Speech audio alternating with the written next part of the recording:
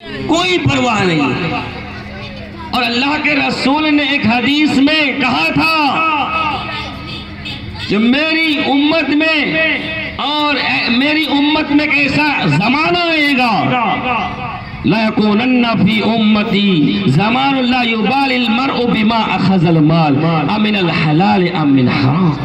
بخاری کی حدیث ہے، اللہ کے رسول نے فرمایا لا يأتين على الناس الزمان کہ لوگوں پر ایک ایسا زمانہ آئے گا کہ لوگ پرواہ نہیں کریں گے کہ وہ مال کہاں سے کما رہا ہے، حلال طریقے سے کما رہا ہے یا حرام طریقے سے کما رہا ہے، اس کو کوئی پرواہ نہیں ہوگی. میرے بھائی و دوستو، سب کوئی اپنا انکم سورس کو دیکھے اور اپنے آپ کے گریبان میں جھانک کے دیکھے کہ ہم جو کما رہے ہیں یہ حلال طریقے سے کما رہے ہیں یا حرام طریقے سے کما رہے ہیں. اس لیے کہ اگر آپ حرام طریقے سے مال کما رہے ہیں تو آپ کی کوئی بھی عبادت قبول نہیں ہوگی. اگر آپ 10 بار بھی حج کر کے آئیں گے تو آپ کا وہ حج قبول نہیں ہوگا.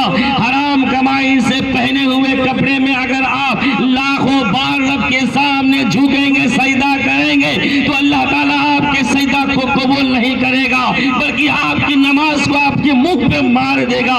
اگر آپ حرام طریقے سے کمائی کر کے گھر بنائیں گے، بلڈنگیں بنائیں گے، چاہے وہ تاج محل ہی کیوں نہ ہو، چاہے وہ شیش محل ہی کیوں نہ ہو، چاہے وہ سجاد پیلیس ہی کیوں نہ ہو، اس میں اگر آپ عبادت کرو گے تو آپ کی کوئی بھی عبادت قبول نہیں ہو سکتی ہے. اس لیے کہ آپ نے حرام طریقے سے مال کما کر کے اس میں اینٹیں لگایا ہے، اس میں آپ نے سیمنٹ ڈالا ہے وغیرہ وغیرہ. حرام کمائی آج لوگ صرف مال کے پیچھے بھاگ رہا ہے. اگر آپ حرام کمائی کرتے ہیں تو آپ کی کوئی عبادت نہیں. دیکھیے اللہ کے نبی صلی اللہ علیہ وسلم کا طرز عمل کیا ہے. اللہ کے نبی صلی اللہ علیہ وسلم بھوکے پیاسے رہا کرتے تھے.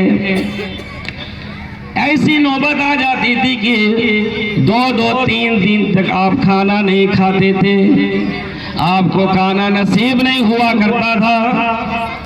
اللہ کے نبی صلی اللہ علیہ وسلم فرماتے ہیں کہ میں گھر میں آتا تھا، کسی بیوی کے گھر میں میں داخل ہوتا تھا، حجرے میں جاتا تھا، میں دیکھتا تھا بیڑ میں کھجور پڑی ہوئی ہے، مجھے بھوک لگی ہوئی ہوتی ہے، میں چاہتا تھا کہ یہ کھجور میں کھا لوں، لیکن مجھے ڈر ہوتا تھا کہ کہیں یہ کھجور صدقہ کی تو نہیں ہے.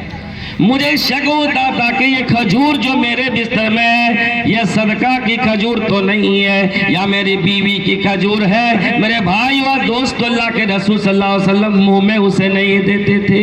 بعض روایت میں تو یہاں تک ہے اللہ کے نبی صلی اللہ علیہ وسلم اس کھجور کو اٹھا کر کے منہ کے قریب لے جاتے تھے، لیکن آپ سوچتے تھے کہیں یہ صدقہ کی کھجور تو نہیں ہے. اللہ کے نبی صلی اللہ علیہ وسلم پھر اس کھجور کو ڈال دیا کرتے تھے، منہ میں نہیں لیتے تھے. یہ تھا نبی صلی اللہ علیہ وسلم کا طرز عمل کہ آپ حرام چیزوں سے اجتناب کرتے تھے، اور صرف آپ ہی نہیں اجتناب کرتے تھے بلکہ آپ اپنے فیملی کے کسی بھی آدمی کو حرام نہیں کھلاتے تھے. حضرت حسن رضی اللہ تعالیٰ عنہ نے ایک مرتبہ صدقہ کے مال سے کھجور کو منہ میں لے کر ڈال دیا تھا. اللہ کے نبی صلی اللہ علیہ وسلم انگلی اس کے منہ میں ڈال کر کھجور کو نکال کر کے پھینکتے ہیں، کہتے ہیں کک کک، اے چھی تمہیں معلوم نہیں ہے کہ ہم لوگوں کے لیے یہ صدقہ کا مال جائز نہیں ہے، کھانا ہمارے لیے یہ حرام ہے، حلال نہیں ہے. میرے بھائیو اور دوستو، تو اللہ کے نبی صلی اللہ علیہ وسلم نے فرمایا کہ اس امت میں زیادہ مال حاصل کرنے کے لیے ایک دوسرے سے آگے بڑھیں گے. وَتَنَافُسُ فِي الدُّنْيَا، اور دنیاوی چیزوں میں، دنیاوی امور میں ایک دوسرے سے آگے بڑھنے کے لیے ریس کیا کریں گے، مقابلہ کیا کریں گے. آج دیکھیے کہ اگر پڑوسی ایک منزلہ سے 2 منزلہ گھر بنا رہا ہے تو پڑوسی سوچتا ہے کہ میں بھی 2 منزلہ گھر بنا لوں، میں 3 منزلہ گھر بنا لوں. اگر پڑوسی کے گھر میں اگر 2 ویلر گاڑی ہے تو سوچتا ہے کہ میرے گھر کے اندر 4 ویلر گاڑی کیسے نہ آ جائے.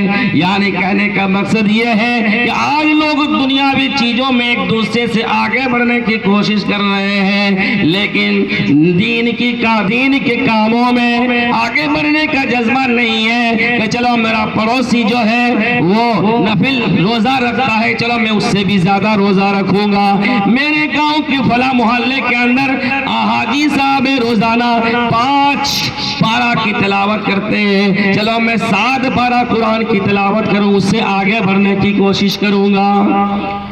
دین کی امور میں ہم اور آپ آگے نہیں بڑھ رہے ہیں۔ اللہ کے رسول نے فرمایا وَالتَّبَاغُض، اور ایک دوسرے سے حسد، ایک دوسرے سے جلن، ایک دوسرے سے بغض و عناد کی بیماری اس امت کے اندر جو ہے لاحق ہو جائے گی، اور فرمایا اسی طریقے سے حسد ایک دوسرے کو دیکھ کر کے کریں گے لوگ۔ آج اگر کوئی اچھا پہنتا ہے، اچھا اگر کھاتا ہے، اگر اچھے گاڑی میں اگر گھومتا ہے، اچھا گھر بناتا ہے، تو ہم کو جلن آتا ہے، ہم دیکھ کر کے چڑ جاتے ہیں، ارے اتنا اچھا پہن رہا ہے، اتنا اچھا کھا رہا ہے، کہاں سے روپیہ لا، اتنا اچھا گھر بنا رہا ہے۔ میرے بھائیو اور دوستو، حسد کی بیماری بھی آج ہمارے معاشرے کے اندر عام ہے۔ اللہ کے نبی صلی اللہ علیہ وسلم نے ایک اور اعمال کے بارے میں فرمایا، وہ یہ کہ ایک زمانہ آئے گا کہ لوگ زنا کو عام سمجھ لیں گے، شراب نوشی عام ہو جائے گی۔ فرمایا لَيَكُونَنَّ فِي أُمَّتِي أَقْوَامٌ يَسْتَحِلُّونَ الْحِرَى وَالْحَرِيرَ وَالْخَمْرَ وَالْمَعَازِفِ۔ اللہ کے نبی نے فرمایا کہ میری امت میں کچھ لوگ ایسے ہوں گے یستحلون الحرى، جو زنا کو حلال تصور کرنے لگیں گے۔ اسلام کے اندر زنا قتل کے بعد سب سے بڑا گناہ ہے۔ امام احمد بن حنبل رحمت اللہ علیہ نے کہا کہ لوگوں سنو کہ سب سے بڑا گناہ شرک کرنا ہے، اور 2 نمبر میں قتل کرنا ہے، اور قتل کے بعد کہا کہ زنا کرنا یہ 30 نمبر کا سب سے بڑا گناہ ہے۔ زنا کی بڑی مذمت ہے۔ اللہ تعالیٰ نے کہا کہ لوگوں تم نکاح کرو حلال طریقے سے، لیکن زنا مت کیا کرو۔ مگر آج دیکھیے زنا عام ہو چکا ہے، اور زنا عام ہونے کے بہت سے اسباب ہیں، بہت سے ریزن ہیں کہ آج جو زنا اتنا زیادہ عام ہو چکا ہے، وہ اس کی وجہ یہ ہے عریانیت، بے حیائی اتنی زیادہ پھیلی ہوئی ہے ہمارے سماج کے اندر کہ آج مسلمان گھرانے کی لڑکیاں حاجی صاحب کی بیٹی ہے، مولوی صاحب کی بیٹی ہے، لیکن وہ ٹک ٹاک بناتی ہے، وہ ناچتی ہے، وہ قوم کے سامنے اپنے جسم کے نشیب و فراز کو عیا کرتی ہے، اور قوم کے سامنے وہ ناچ کر کے ڈانس کر کے وہ دکھاتی ہے۔ میرے بھائیو اور دوستو، اس طریقے سے مخلوط تعلیم کی وجہ سے اور موبائل اور انٹرنیٹ کی وجہ سے، آج میڈیا کی وجہ سے بھی زنا عام ہوتا چلا جا رہا ہے۔ اللہ کے رسول نے فرمایا تھا کہ زنا تو حرام ہے، لیکن کچھ لوگ آئیں گے، وہ لوگ زنا کو بڑا گناہ نہیں سمجھیں گے، اس کو لوگ حرام ہی نہیں کرتا رہیں گے، بلکہ اس کو حلال تصور کر لیں گے۔ والحریرہ، ریشم بھی حرام ہے، لیکن وہ لوگ ریشم کو بھی پہنیں گے۔ ایک زمانہ آئے گا اور ریشم کو بھی اتنا روپیہ پیسہ ہوگا کہ ریشم کو لوگ پہنیں گے۔ والخمرہ والمعازف، شراب نوشی بھی عام ہوگی۔ آج نوجوانوں کی کوئی پارٹی شراب کے بغیر ادھوری رہتی ہے، چاہے وہ چھوٹی پارٹی ہو چاہے بڑی پارٹی ہو۔ چھوٹا 12-13 کا جو ہے سال کا نوجوان بھی آج شراب کا عادی ہوتا چلا جا رہا ہے، اور قوم کے اندر تباہی جو نوجوانوں کے اندر آئی ہے وہ شراب کی وجہ سے بھی ہے کہ آج جو نوجوان نسل ہے وہ شراب کے اندر دھت ہے اور شراب کی عادی بن چکی ہے۔ شراب، اللہ کے رسول نے فرمایا کہ زمانہ آئے گا کہ عام ہوتی چلی جائے گی۔ والمعازف، گانے باجے کی چیزیں بھی عام ہو جائے۔ آج اس موبائل کے اندر ساری برائیاں موجود ہیں۔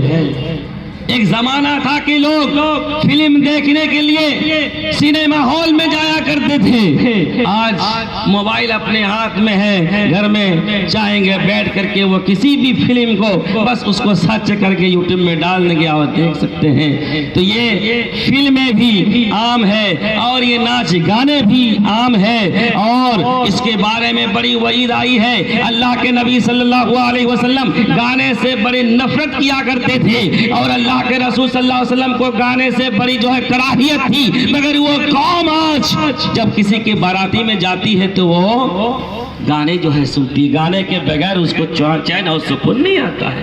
الا بذکر اللہ تطمئن القلوب, رب کائنات نے کہا تھا کہ مسلمانوں کے قلوب کو, مسلمانوں کے دلوں کو قرآن کی تلاوت سے طمانینت حاصل ہوتی ہے, ان کو سکون ملتا ہے. مگر آج ہمارا ایمان کتنا کمزور ہو چکا ہے کہ ہم اگر تھک جاتے ہیں, ہمیں کوئی ٹینشن ہوتی ہے, اگر ہمیں کوئی پریشانی ہوتی ہے تو ہم کیا کرتے ہیں, موبائل کو جیب سے نکالتے ہیں, ہیڈ فون ڈال لیتے ہیں اور گانے سنتے ہیں. کیوں ایسا کر رہے ہیں جناب؟ کہہ رہے ہیں کہ بڑا ٹینشن ہوگی, ٹینشن کو دور کر رہے ہیں.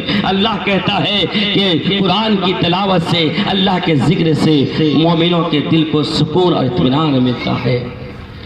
یاد رکھو, اللہ کے نبی صلی اللہ علیہ وسلم نے فرمایا کہ آخری زمانے میں خسفن و قذفن و مسکن, کچھ لوگوں کو اللہ رب العالمین زمین کے اندر دھسا دے گا, کچھ لوگوں کے اوپر اللہ رب العالمین آسمان سے پتھروں کو برسائے گا, اور اللہ تعالیٰ ان لوگوں کے چہروں کو سور اور بندر بنا دے گا.